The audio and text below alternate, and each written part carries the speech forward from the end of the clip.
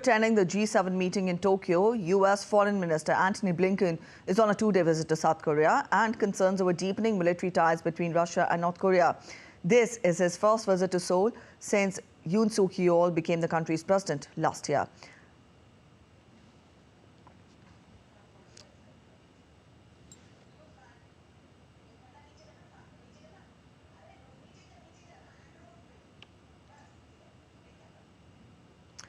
To get us more on this, DD India correspondent Andrew Wood joins us from Hong Kong. Andrew, good morning. Help us understand this visit better.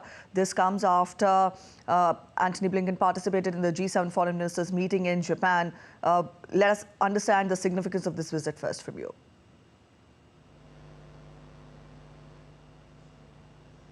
Well, back in August, there was a historic meeting between the Prime Ministers of Japan, or Prime Minister of Japan, the President of South Korea, and the American President at Camp David.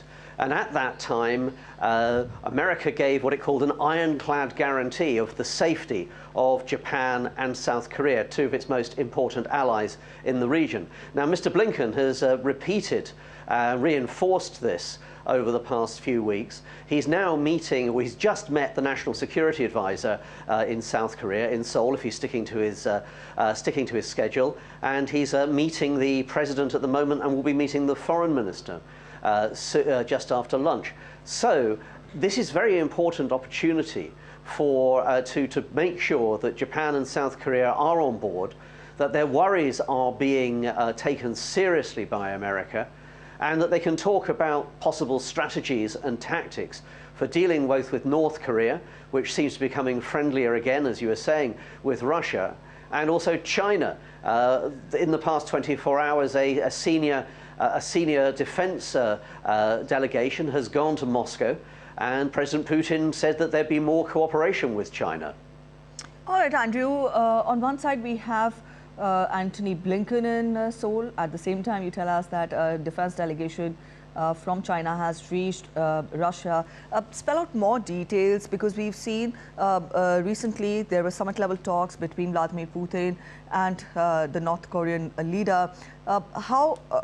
When we talk of North Korea and Russia, trying to strengthen their ties, how strong is this collaboration against Japan, US, South Korea? Because we've seen international condemnation for both Russia and North Korea coming together.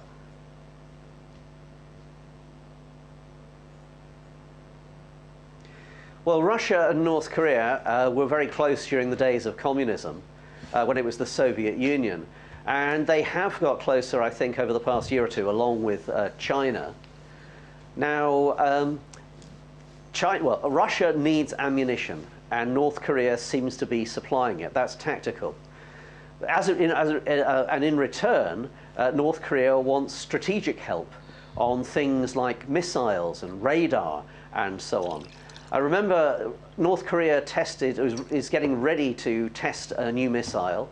It tested a missile, the Hwasong-2, last month.